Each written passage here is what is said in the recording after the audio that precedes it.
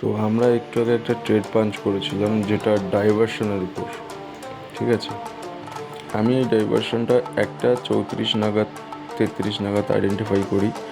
আর আমার strike price হচ্ছে 25,850, আমি চুজ করি। তো দেখুন এখানে অপশানে যাচ্ছি আমি 850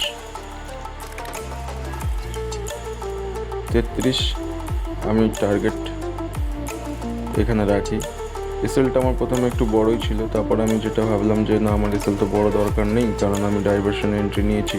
ঠিক আছে, তো সেই হিসাবে আমি এখানে আবার এসএলটাকে শিফট করে ছোটো করে দিই, যে যদি লস হয় অল্প লস হোক, কিন্তু আমি টার্গেট এই জায়গাগুলোই রেখেছিলাম।